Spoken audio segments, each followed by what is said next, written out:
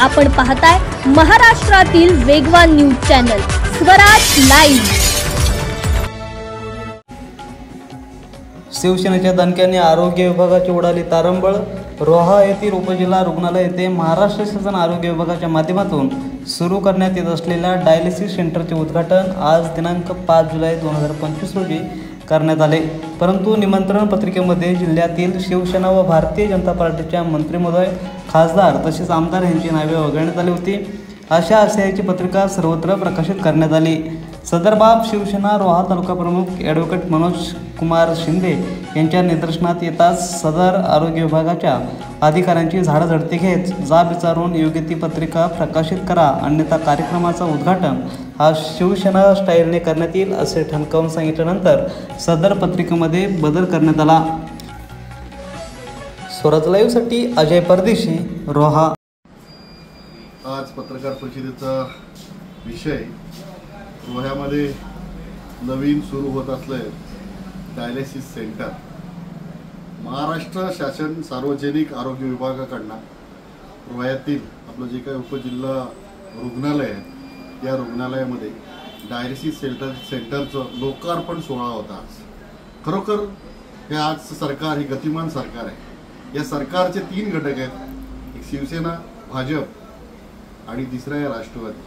या तिन्ही पक्षांमुळे चाललेला सरकार आणि या सरकारच्या कार्यक्रमामध्ये आज रोह्यातलं जे काय डायलिसिस सेंटर त्याची जी काय निमंत्रण पत्रिका होती ही जर बघितली तर ही पत्रिका वाचल्यानंतर असं लक्षात आलं की केवळ ती एकाच कुठल्या तरी पक्षाची पत्रिका आहे आणि ती पत्रिका फक्त एका पक्षाच्या पदाधिकाऱ्यांच्या नावापुरती दिसली।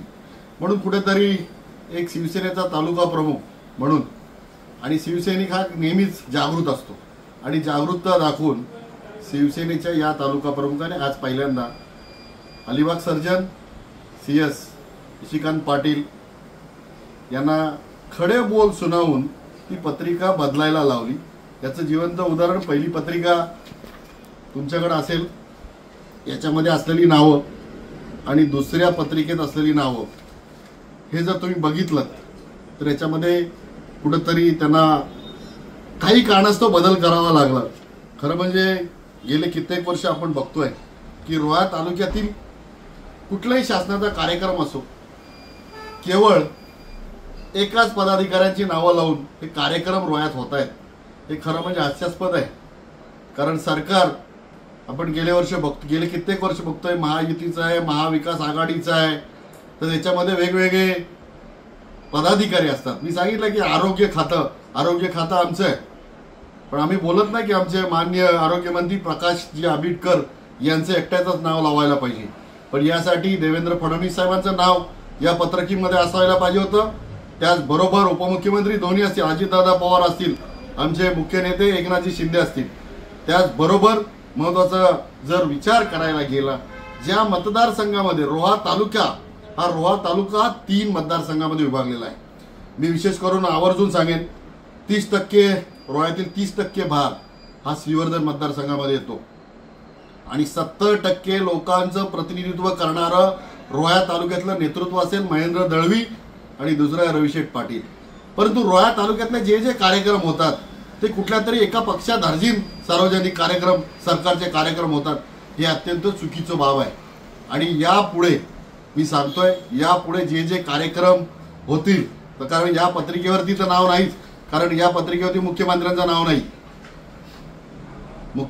नाव नाही, जे आरोग्य खात्याचा निधी आहे ते आरोग्यमंत्र्यांचं नाव नाही, त्याचबरोबर उपमुख्यमंत्र्यांचं नाव नाही, इथले स्थानिक आमदार मी सांगितलं की महेंद्र दळवी, भरतशेठ गोगावले मंत्री आहेत, यांचंही नाव नव्हतं।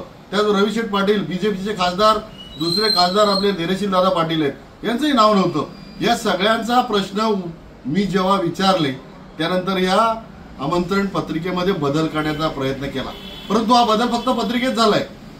कार्यक्रमाचा प्रोटोकॉल काय, माझं तर महत्त्वाचं त्यांना निवेदन होतं की आजचा कार्यक्रम त्यांनी रद्द करायला पाहिजे होता आणि याची सविस्तर पत्रिका ही सर्व शासन दरबारी जायला पाहिजे होती आणि सर्व शासनाचे प्रतिनिधी घेऊन हा कार्यक्रम चालू व्हायला पाहिजे होता।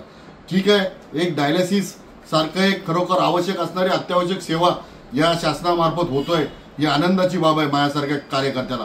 कारण या रोह्यातील जे दीनदुबळे आहेत, गरीब आहेत, या लोकांना चांगली सेवा मिळणार आहे।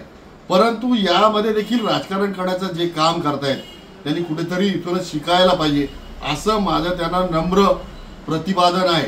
यापुढे जर अशा पद्धतीचं राजकारण करण्याचं कुठल्याही सार्वजनिक कार्यामध्ये केलं तर शिवसेना त्याच पद्धतीने त्याच स्टाईलमध्ये निश्चित उत्तर देईल।